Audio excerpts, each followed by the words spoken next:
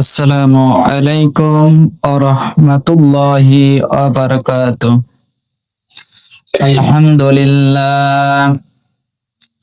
আলহামদুলিল্লাহ নাহমাদুহু ওয়া নাস্তাঈনুহু ওয়া নাস্তাগফিরুহু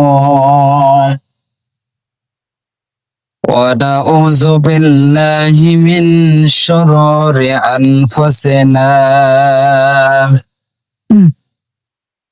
ومن سيئات أعمالنا من يهد الله فلا مضل له ومن يضلله فلا هادي له ونشهد أن لا إله إلا الله وحده لا شريك له ونشهد أن محمدا عبده ورسوله الذي أرسله بالحق بشيرا ونذيرا وداعيا إلى الله بإذنه وسراجا منيرا فقد قال الله تعالى في كلامه المجيد وفي فرقانه الحميد أعوذ بالله من الشيطان الرجيم بسم الله الرحمن الرحيم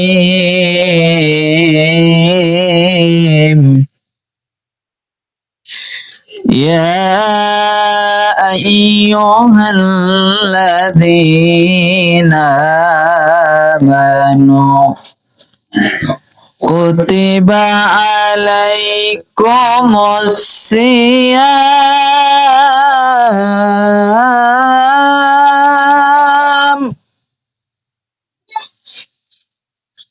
كتب عليكم الصيام كما كتب على الذين من قبلكم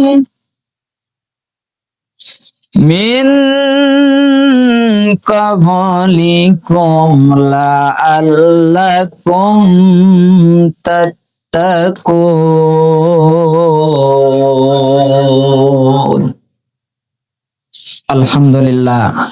সমস্ত তারিফ ও প্রশংসা শুকরিয়া সেই মহান মাবুদের দরবারে যে আল্লাহ পাক আমাদেরকে একটি সপ্তাহ পর পবিত্র জুমার নামাজ আদায় করার জন্য আসার এবং বসার যে সুযোগ দান করলেন, সেই আল্লাহ সুবহানাহু ওয়া তাআলার প্রতি সবাই বলি আলহামদুলিল্লাহ, শুকরিয়া আদায় করে। এবং লাখ কোটি দরুদ ও সালাম বর্ষিত হোক বিশ্ব মানবতার মহান নায়ক, জাতির শ্রেষ্ঠ সন্তান, সাইয়্যিদুল মুরসালিন, খাতামুন নবীন, বিশ্ব নবী জনাবে মুহাম্মদুর রাসূলুল্লাহ সাল্লাল্লাহু আলাইহি ওয়াসাল্লাম। সম্মানিত উপস্থিত, আমি পবিত্র কোরআনুল কারীমের 2 নম্বর সূরা আল বাকারা 183তম আয়াতে কারিমা তেলাওয়াত করেছি। এর থেকে সংক্ষিপ্ত কিছু আলোচনা রেখে আজকের খুতবাকে শেষ করব ইনশাআল্লাহ। ওমা তৌফিক ইল্লা বিল্লাহ। আল্লাহ পাক আমাদেরকে মুসলিম হিসেবে যে আল্লাহ পাক আমাদেরকে পাঠিয়েছেন, সেজন্য আবারও বলি আলহামদুলিল্লাহ। এবং মুসলমান ইসলামের 5টি স্তম্ভ বা খুঁটি রুকু বা যাই বলেন আছে। 5টি বিষয়ের উপরে 5টি খুঁটির উপরে ইসলাম প্রতিষ্ঠিত। আসমান জমিনের মাঝখানে আল্লাহ পাক কোন খুঁটির ব্যবস্থা করে রাখেন নাই। আসমান আমার আপনার মাথার উপরে ঝুলন্ত, কিন্তু ছোট্ট একটি বিল্ডিং তৈরি করতে হলে কতগুলা খুঁটির প্রয়োজন হয়, পিলার তুলতে হয়, জালসার মঞ্চ করতে হলে খুঁটির প্রয়োজন হয়। কিন্তু আল্লাহ পাক এত বড় বিশাল আসমান এবং জমিনের মাঝখানে কোন খুঁটিবিহীন যে আল্লাহ পাক সৃষ্টি করলেন, সেই আল্লাহ পাক হলেন আমাদের রব। ঠিক মানুষ আমরা যারা ইসলামের উপরে, ইসলামের প্রতি প্রতিষ্ঠিত, এই মানুষদের পাঁচটি জিনিসের উপরে ইসলাম নামক এই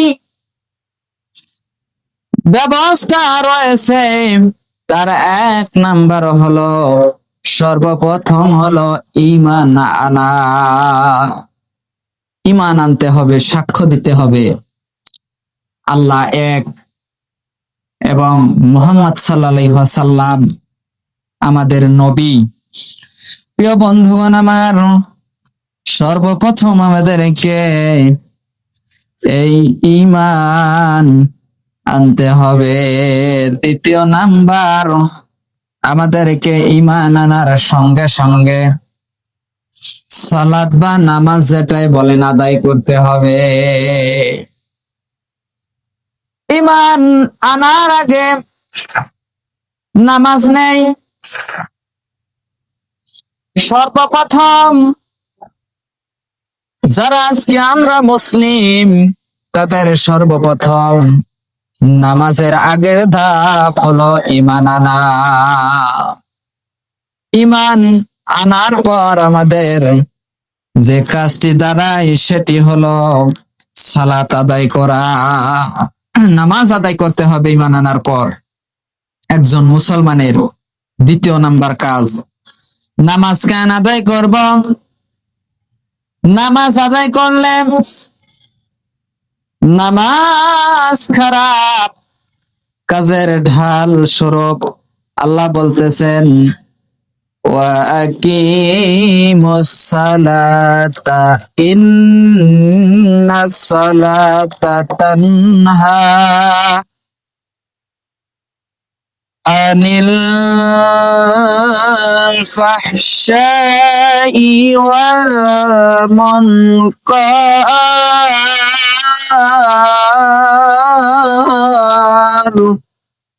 আল্লাহ পাক বলতেছেন যে তোমরা নামাজ কায়েম করো, ওয়াকিমুস সালাত, তোমরা নামাজ কায়েম করো। পরে বলতেছে ইন্নাস সালাতা তানহা, নিশ্চয় নামাজ মানুষকে, নিশ্চয় নামাজ মানুষকে আনিল ফাহশাই ওয়াল মুনকার, নিশ্চয় নামাজ মানুষকে লজ্জাহীনতা, অশ্লীলতা, বেহায়াপনা, সকল প্রকার খারাপ কাজ হতে বিরত রাখে হচ্ছে নামাজ। প্রিয় বন্ধুগণ আমার, কোরআনুল কারীমের 29 নাম্বার সূরা, সূরা আনকাবুতের 45তম আয়াতে কারিমায় আল্লাহ পাক এই আয়াতটি নাজিল করে দিয়ে জানিয়ে দিলেন, এখন যারা আজকে আমরা নামাজ আদায় করি আবার খারাপ কাজও করি, অন্যায় কাজও করে থাকি, বুঝতে হবে আমার আপনার নামাজ হচ্ছে না। নামাজ হচ্ছে না, এই কারণেই আমার আপনার দ্বারা খারাপ কাজ দুর্বৃত্ত হচ্ছে না। আর যতক্ষণ পর্যন্ত না মানুষের ভাগ্যর পরিবর্তন না ঘটাবে, মানুষ নিজে নিজে পরিবর্তন না হবে, আল্লাহ পাক ততক্ষণ পর্যন্ত বিজয় দান করবেন না। তাই সর্বপ্রথম আগে ব্যক্তি থেকে শুরু করে ছেলে মেয়ে, স্ত্রী, প্রতিবেশী, সমাজ, আগে নিজেকে ভালো হতে হবে, সৎ চরিত্রবান এবং নামাজি ইসলামী জীবন যাপন করতে হবে। প্রিয় বন্ধুগণ আমার, যাই হোক আমি ওইদিকে যাব না।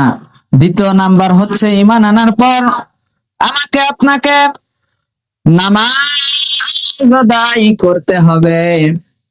নামাজ আদায়ের পর 3 নাম্বার যে কাজ দাঁড়ায়, 3 নাম্বার কাজ হলো মানুষ ধনী গরিব সকলের উপরে, প্রাপ্ত বয়স্ক যারা রয়েছে তাদের উপরে সাওম বা রোজা রাখতে হবে। 3 নাম্বার, প্রথমে ঈমান আনবো, ঈমান আনার পরে আমরা সালাত আদায় করব। সালাত আদায় করার পর আল্লাহ পাকের যে ফরজি বিধান রোজা, এই রোজা পালন করব। সাওম বা রোজা হচ্ছে ইসলামের তৃতীয় স্তম্ভ,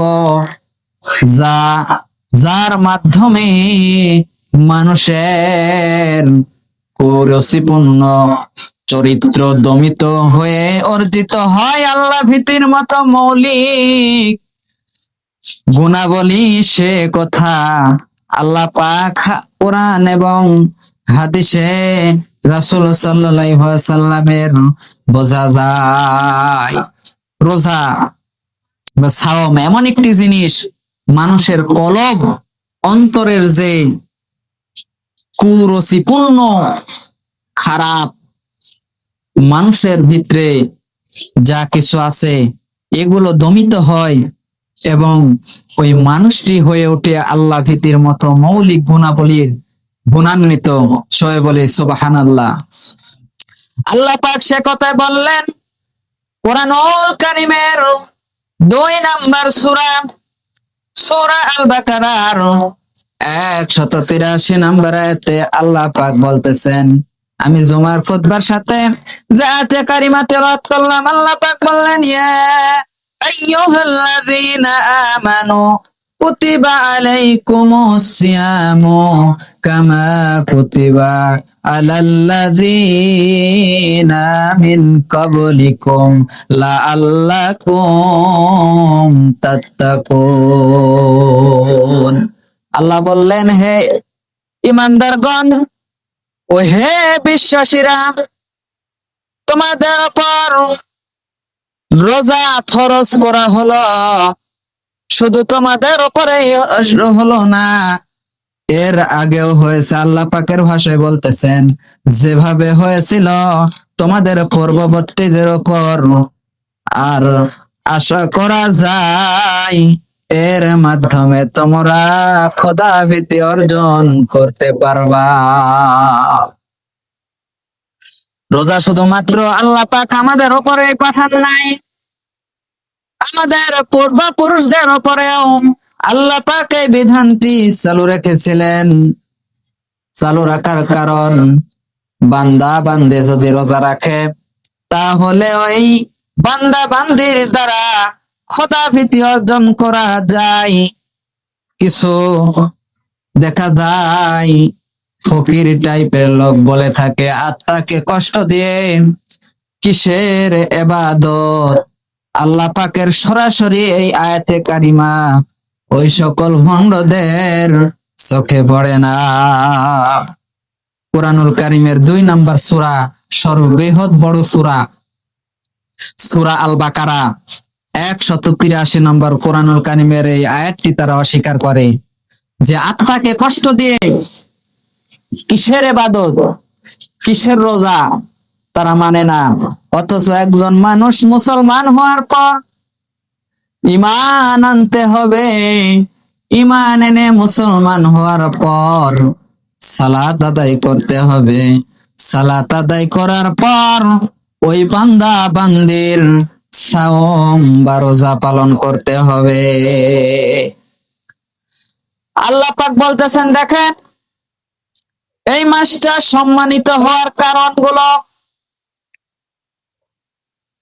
বছরের 12টি মাসের মধ্যে এই একটি মাস সম্মানিত হওয়ার কারণ এবং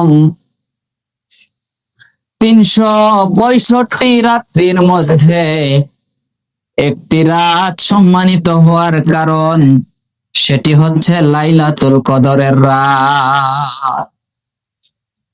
এগুলো সবই পাওয়া যায় একটি মাসে। আল্লাহ পাক বলতেছেন রমজান মাস হচ্ছে হিদায়াত আর মহাগ্রন্থ কোরআনুল কারীম, যে কোরআনুল কারীম হলেন বিশ্ববাসীর জন্য একটি রহমত। এই জিনিসটা নাযিল হয়েছিলেন এই রমজান মাসে। সে কথাই বলতেছেন শাহরু রমাদান আল্লাযী উনজিলা ফীহিল কুরআন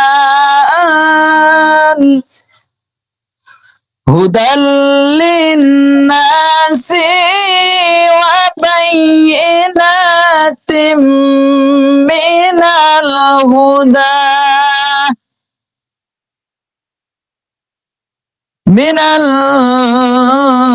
হুদা ওয়াল ফুরকান। আল্লাহ পাক পবিত্র কোরআনুল কারীমের 185তম আয়াতে কারিমা সূরা আল বাকারায় বলতেছেন রমজান মাসেতেই কোরআন নাজিল করা হয়েছে। আর এই কোরআন নাজিল করার কারণটি দেখেন, যা মানব জাতির জন্য হেদায়েত ও সত্য মিথ্যার পার্থক্যকারী। কোরআন যদি কোনো বান্দা বান্দি পড়ে, কোরআন জানে, তাহলে ওই মানুষটি বুঝতে পারবে সত্য মিথ্যা পার্থক্য করা। প্রিয় বন্ধুগণ, আবার এরপরে দেখেন আল্লাহ পাক আরেক আয়াতে কারিমে বলতেছেন রোজা পূর্ণ করতে হবে। রোজার ব্যাপারে আল্লাহ পাক আরেকটি আয়াতে কারিমা নাযিল করেছেন। এরপরে দেখেন রোজার মধ্যেও আল্লাহ পাক কিছুটা ছাড় দিয়েছেন। যে সকল মানুষ অসুস্থ রয়েছে, কঠোর করেন নাই, আল্লাহ পাক কত সহজ করে দিয়েছেন। অসুস্থ ব্যক্তি যারা রয়েছে, আল্লাহ পাক এই সকল অসুস্থ মানুষদের জন্য রোজা কাজা করে পরে তোলবার কথা বলা আছে। এবং যারা মুসাফিরগণ রয়েছে, রোগী ও মুসাফিরগণ পরে রোজা পূর্ণ করতে পারবে। আল্লাহ পাক বলতেছেন তোমাদের মধ্যে যে কেউ এই মাস পাবে সে যেন এই মাসে অবশ্যই রোজা রাখে। আর যে রোগী অথবা মুসাফির সফরের হালাতে রয়েছে, তাদেরকে অন্য দিনে এই সংখ্যাগুলো গনে গনে পূর্ণ করতে হবে। প্রিয় বন্ধুগণ আমার, এই রোজা আমাদের সমাজে দেখা যায় প্রচলিত না থাকার কারণে এলাকা ভিত্তিক ভাবে দেখা যায় অনেকটা দুর্বল। এই শেখপাড়া গ্রাম রোজা থেকে দেখা যায় অনেক মানুষ আমরা দূরে সরে থাকি, অথচ একটি ইবাদত, ঈমান আনার পর নামাজ আনার পর এই রোজা কিন্তু রাখতে আপনার ধনী গরিবের ব্যবধান নেই, সবাই আমরা রাখতে পারবো। গরিবের জন্য এই রোজা ফরজ এবং ধনীদের ক্ষেত্রে এই রোজা রাখতে হবে, কারণ গরিবদের কি কষ্ট ধনীরা অনুধাবন করতে পারবে। প্রিয় বন্ধুগণ আমার, এরপরে পাপ মুক্ত খাঁটি বানানোর জন্যই এই রোজার উদ্দেশ্য। হযরত আবু হুরায়রা রাদিয়াল্লাহু আনহু থেকে বর্ণিত, আল্লাহর রাসূল সাল্লাল্লাহু আলাইহি ওয়াসাল্লাম বলেছেন যে ঈমান ও হিসাব নিকাশের চেতনা সহ রোজা রাখবে, তার পূর্ব এবং পরবর্তী সকল গুনাহ সমূহ ক্ষমা করে দেওয়া হবে। সুবহানাল্লাহ।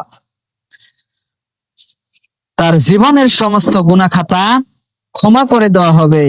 এর চাইতে আর কি বোঝার এর চাইতে আল্লাহ পাক আর কি নিয়ামত দান করবেন। মানুষ আজকে আমরা জেনে পাপ করে থাকি, না জেনেও পাপ করে থাকি। এইভাবে আমরা পাপ করতে করতে জিন্দেগিটা নষ্ট করে ফেলেছি। আল্লাহ পাক বলতেছেন, তোমরা এই রমজান মাসে যদি রোজা পালন করো, তাহলে আমার ওই বান্দা বান্দির পূর্বের এবং বর্তমানের সমস্ত গুনাহ খাতা আমি আল্লাহ পাক তাদেরকে মাফ করে দেব। সুবহানাল্লাহ। তাহলে প্রিয় বন্ধুগণ, আমার 3 নাম্বার যেটি বললাম, আমাদের সিয়াম বা রোজা রাখতে হবে। আর মাত্র কয়েকটা দিন অতিক্রম করতেছে, বাকি রয়েছে। আমরা যদি আল্লাহ পাক আমাদেরকে হায়াতে তাইয়্যিবা যদি দান করে থাকে, নিয়াত করতে হবে এখন থেকে। আর জুম্মা পাওয়া যাবে না রমজানের আগে। রমজানের পরগান, বরকতময় রমজান পাবার পরগান, যাতে আমরা আবার সকলে রমজান মাসে রোজা রাখতে পারি। সকলের ভাগ্যে যেন আমাদের রমজান নসিব হয়। সবাই বলি আল্লাহুম্মা আমিন। তাহলে 3 নাম্বার হলো আমাদের রমজান মাসে রোজা রাখতে হবে। সেটা ধনী হোক কিংবা গরিব হোক, উভয়ের জন্য রোজা রাখা ফরজ। প্রিয় বন্ধুগণ আমার, 4 নাম্বার হলো যাকাত দিতে হবে ধনীদের ক্ষেত্রে, গরিবদের ক্ষেত্রে নয়। প্রিয় বন্ধুগণ, এই যাকাত হলো ইসলামের 4র্থ স্তম্ভ। প্রত্যেক প্রত্যেক সাহেবে নিসাব যাদের কাছে 7.5 তোলা স্বর্ণ অথবা 52.5 তোলা রৌপ্য অথবা তার সমপরিমাণ সম্পদ যদি 1 বছর পূর্ণ করে, তাহলে ওই বান্দা বান্দির তাকে সেই সম্পদের শতকরা 2.5 টাকা নির্দিষ্ট খাতে দান করতে হবে। শতকরা 2.5 টাকা। অথচ দেখা যায় কোটি কোটি টাকা মালিক দেখা যায় রমজান মাসে 300 টাকা, 250 থেকে 300 টাকা, 400 টাকার কাপড় কিনে নিয়ে এসে বিলাতে লেগে দেখা যায় আবার মানুষ মারা যায়। প্রিয় বন্ধুগণ আমার, যদি এই টাকাগুলো আল্লাহর বিধান অনুযায়ী দিয়ে থাকতো, তাহলে গরিবদের জন্য কতই না কল্যাণকর হতো। প্রিয় বন্ধুগণ আমার, 4র্থ নাম্বার যেটি বললাম, যাকাত দিতে হবে। এটি গরিবদের জন্য নয়, গরিবদের একটি হক। ধনীদের মাঝে এই যাকাত তাদের প্রাপ্য। এরপরে সর্বশেষ 5 নাম্বার যে বিধান, সেটি হলো এটাও গরিবদের জন্য নয়, ধনীদের ক্ষেত্রে কেন নয়। একজন মানুষের হজ করতে হলে অর্থর প্রয়োজন আছে। হজ 5 নাম্বার স্তম্ভ ইসলামের। প্রিয় বন্ধুগণ আমার, ইসলামের 5 নাম্বার স্তম্ভ হলো হজ। বিশ্ব মুসলিম সম্পর্ক দৃঢ়করণের অন্যতম উপায় হলো হজ। সে সম্পর্কে কোরআন সুন্নাহর অনেক আয়াত এবং হাদিস উল্লেখ রয়েছে। প্রিয় বন্ধুগণ আমার, আল্লাহ পাক সূরা আল ইমরানে বলতেছেন যে মানুষের উপর হজ, মানুষের উপর আল্লাহর এই অধিকার যে বাইতুল্লাহ পর্যন্ত পৌঁছবার শক্তি সামর্থ্য যে রাখে, সে যেন একবার হজ করে এবং যে এই নির্দেশ অমান্য করে কুফরির আচরণ করবে, তার জেনে রাখা উচিত যে আল্লাহ বিশ্ব প্রকৃতির ওপর অবস্থানকারীদের মুখোপেক্ষী নন। সামর্থ্য থাকা সত্ত্বেও হজ না করা হচ্ছে কুফরির সমান, কুফরির সমতুল্য।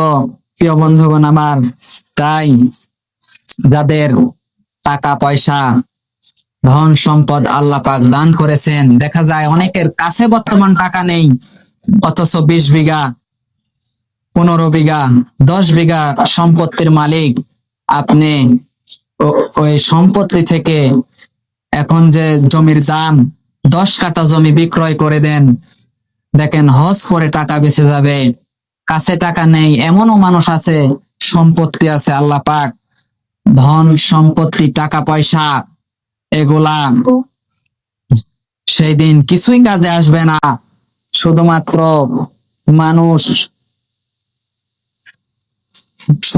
সেদিন মানুষ আফসোস করতে থাকবে। দুই ব্যক্তি আফসোস করবে, যারা দুনিয়াতে ধন সম্পদ টাকা পয়সা সব কিছু রেখে দান না করে, হজ না করে, যাকাত না দিয়ে, রমজান মাসে সাওম পালন না করে এবং ঈমান না এনে যারা চলে যাবে, তারা সেই দিন আফসোস করবে, হাই আমি যদি এগুলো পালন করতাম তাহলে আজকে কতই না আরামে থাকতাম। এরপরে যারা ইমানদার মুত্তাকি পরহেজগার সালেহীন বান্দা বান্দি, এরা আফসোস করবে, হাই আমি যদি আরো কিছু আমল করে আসতে পারতাম তাহলে আরো উপরে চলে যেতাম, আরো ভালো হতো। আমি সময় নষ্ট করেছি, কি করলাম? সে ব্যক্তিও আফসোস করবে। এইভাবে দুই ব্যক্তি আফসোস করতে থাকবে, কিন্তু জান্নাতীরা তারা আরামদায়ক হয়ে যাবে, শান্তিতে থাকবে। প্রিয় বন্ধুগণ আমার, সময় শেষের দিকে, তাই আজকের আলোচনার মূল বিষয়টি হলো আমাদের ঈমান আনার পর ইসলামের 5টি স্তম্ভের ভিতরে সর্বপ্রথম হলো আমরা ঈমান আনবো আল্লাহ এবং তার রাসূলের প্রতি। ঈমান আনার পর দ্বিতীয় নাম্বার কাজ হচ্ছে আমরা সালাত আদায় করব, নামাজ পড়তে হবে, আদায় করতে হবে। ব্যক্তিগত জীবন থেকে শুরু করে পরিবার, সমাজ, রাষ্ট্রীয় সকল অবস্থায় নামাজ কায়েম করার চেষ্টা রাখতে হবে। এরপরে তৃতীয় নাম্বার হচ্ছে রমজান মাস, যেটি আমাদের সামনে অপেক্ষা করতেছে। এই রমজান মাসে আমরা সকলে সাওম পালন করার চেষ্টা করব, সবাই বলি ইনশাআল্লাহ। এরপরে চতুর্থ নাম্বার হচ্ছে আমরা যাদের সামর্থ্য রয়েছে, টাকা পয়সা রয়েছে, এই টাকা পয়সা জাকাত দিতে হবে। জাকাত, অনেকে দেখা যায় জাকাতের টাকা বললে নিতে গরিব হলেও দ্বিধাবোধ করে, জাকাতের টাকা নেব। বিশেষ করে আত্মীয় স্বজন, খালা, ফুপু, এইভাবে নিজের নিকটতম আত্মীয়র মধ্যে দান করবেন, জাকাত দেবেন। বলবেন না যে জাকাতের টাকা, এমনিতেই দেবেন। যা পারবেন, 5,000, 3,000, 2,000, আপনার সামর্থ্য অনুযায়ী 1,500 দেবেন। সে ব্যক্তি উপকৃত হবে এবং আপনার উভয়ের সওয়াব অর্জন করতে পারবেন। একদিকে জাকাতের হক আদায় হবে, অন্যদিকে আত্মীয়তার বন্ধন রক্ষা হবে। প্রিয় বন্ধুগণ আমার, সর্বশেষ 5 নাম্বার হচ্ছে যাদের সামর্থ্য রয়েছে, ধন সম্পদ টাকা পয়সা রয়েছে, তারা যেন হজ করে নাই। জীবনের জিন্দেগি বাইতুল্লাহ যেন একবার যে জিয়ারত করে আসে। আল্লাহ পাক আমাদের সকলকে সেই নেক হায়াত এবং সেই সুযোগটুকু যেন দান করে। সবাই বলে আল্লাহুম্মা আমিন। বারাকাল্লাহু লাকুম ফিল কুরআনিল আযীম ওয়া ইন্নাহু তাআলা যাদুন কারীমুম মালিকুম রাউফুর রহিম।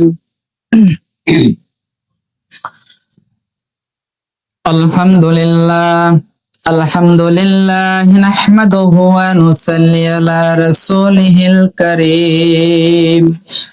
أما بعد فإن خير الحديث كتاب الله وخير الهدي محمد وشر الأمور محدثاتها وكل بدعة ضلالة في النار أعوذ بالله من الشيطان الرجيم بسم الله الرحمن الرحيم إن الله وملائكته يصلون على النبي يا أيها الذين آمنوا صلوا عليه وسلموا تسليما اللهم صل على محمد وعلى آل محمد كما صليت على إبراهيم وعلى آل إبراهيم إنك حميد مجيد اللهم بارك على محمد وعلى آل محمد كما باركت على إبراهيم وعلى آل إبراهيم إنك حميد مجيد